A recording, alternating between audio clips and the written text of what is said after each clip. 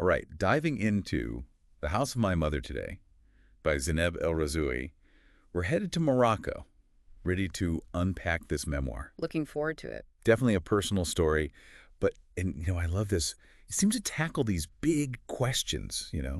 Freedom, family, what it means to be a woman, all in a society where tradition is, well, it's kind of everything. Yeah, it's woven into the fabric of life there. And knowing El Rhazoui, she's a writer, A&D, an activist, so I'm guessing this isn't just like a quiet reflection on, childhood memories. What do you think? Oh, absolutely. You hit the nail on the head there. One of the things that really grabbed me right away about this book is, well, it's how Morocco itself is almost like another character. It's not just a setting. Hmm. Interesting. Yeah. I was picking up on that too, actually. El Rhazoui doesn't just tell you about the place, she makes you feel it. There's this one scene, I don't know if you remember it, where she talks about like the smell of orange blossoms, right? It's hanging in the air and it's mixing with all the sounds of the marketplace. Yeah. It's like this incredibly vivid sensory experience, and for me at least, it really brings that whole Moroccan culture to life. It's not just background, is it? It's like this force that really shapes how the characters live their lives. Yeah. Especially, I think, the women. 100%. Because we know Moroccan culture, strong traditions, and just reading between the lines, I'm already sensing this kind of clash brewing between what's expected and what Zineb herself wants. That yearning for something more. Oh, definitely. And nowhere is that clash more obvious than in Zineb's relationship with her mother. The memoir, it paints this picture of a woman, so loving, so self-sacrificing, but also completely bound by the traditions of her generation. Right, like she wants more for her daughter, but she can't escape the environment that shaped her own life. Exactly. I'm curious, can you give us an example of that conflict, the one her mother's going through? Sure. There's this passage, I think you'll remember it. Zineb talks about how her mother sold her own jewelry to buy Zineb school supplies. Oh, It's such a small detail, but it speaks volumes. On the one hand, she's sacrificing to give her daughter chances she never had. But you can almost sense this underlying anxiety, right, about Zineb stepping outside what's considered, well, proper for a woman. it's like that image just hits you. The mother supporting her daughter's dreams, but at the same time, maybe even fearing them a little bit, especially in a place where those dreams could be seen as, I don't know, almost a threat. Yeah, a challenge to how things are supposed to be, and that's exactly where Zineb's yearning for freedom kicks in. It's more than just being a rebellious teenager. It's this deep-seated need to express herself, to be her own person. And that desire for what? Autonomy. It runs right into tradition pretty quickly in the book, doesn't it? I remember a few moments, quite a few actually, where the tension between Zineb and her mother, it just explodes. Oh, for sure. Yeah. One that stands out is how much Zineb loves learning. Education, right? In a society where women are often expected to, well, focus on marriage and family life, her wanting to learn is seen as almost radical. It makes me think back to what you said about Morocco being like a character. Like it's almost as if the culture itself is pushing Zineb to conform, even if nobody's saying it out loud. It's in the air, it's in the expectations around her, maybe even in her mother's kind of conflicted love. Such a good point. And it highlights how Zineb's fight, her struggle, it's not just something personal. It reflects what's going on in Moroccan society as a whole. And that context, if I remember right, it involves some pretty serious limitations on women's rights. That was something you talked about when we were getting ready for this. Oh, yeah, that's right. Yeah. So the source material points out that Moroccan women, they've always faced big barriers, both in terms of like legal rights and just societal expectations. Part of it is due to, well, some government policies haven't exactly helped women's equality, but also it's the cultural and religious influences that are so deeply rooted. So knowing all that makes Zineb's fight even bigger, doesn't it? It's not just about her individual freedom. It's about challenging this system that's held women back for, well, who knows how long, generations. You got it. Yeah. Exactly. We have to remember, though, right, that this isn't like some simple story of good versus evil. Zineb fighting against, the oppressive system. It's more complex than that, especially with her mother. Right. It's easy to see it as black and white, isn't it? Freedom fighter versus, well, the people upholding the old ways.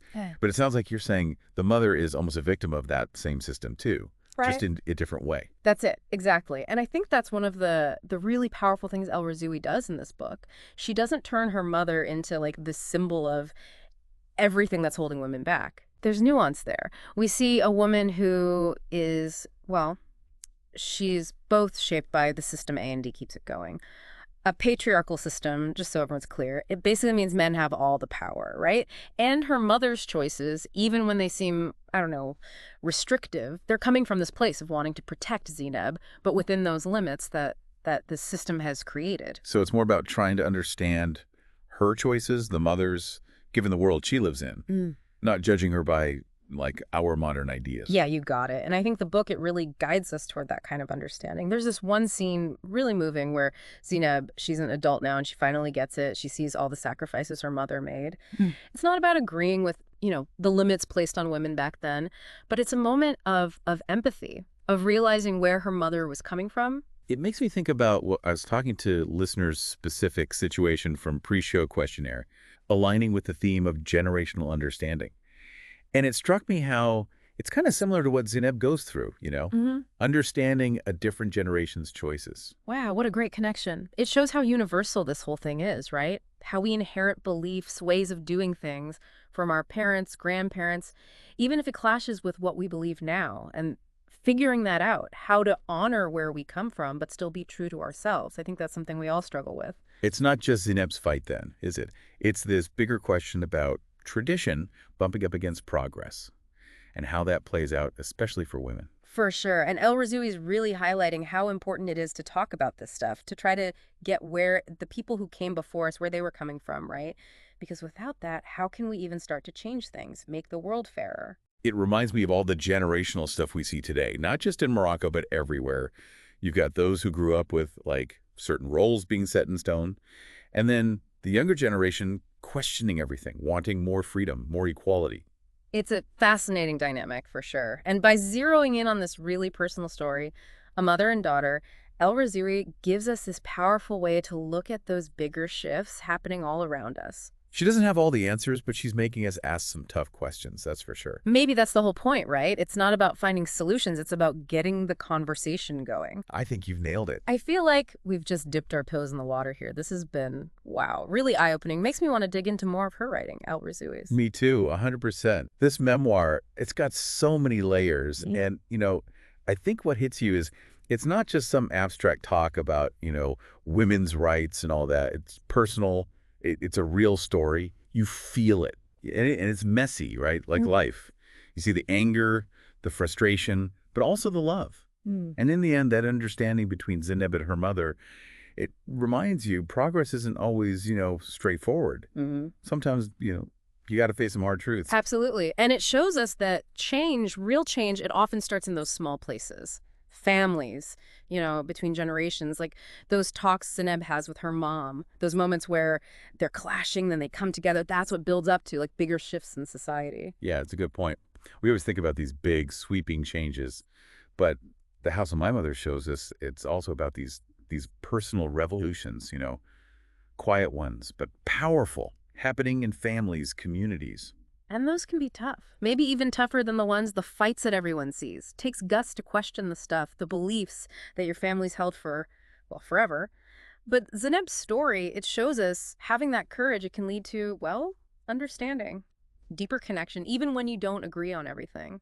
So wrapping up, what's the main takeaway for our listeners? What's the one thing from this whole deep dive into The House of My Mother that you hope they walk away with? I'd say the power of empathy. El Rhazoui, she's asking us to really put ourselves in their shoes, both the daughter wanting freedom and the mother stuck in those old ways.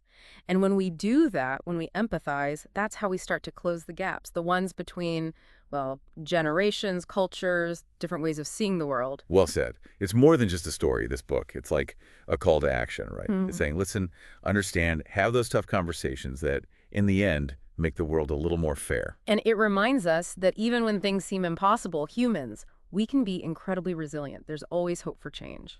Definitely worth a read, The House of My Mother, if any of this has resonated with you. This deep dive, we've just scratched the surface of what El Rhazoui has to offer. Yeah. Thanks for joining us.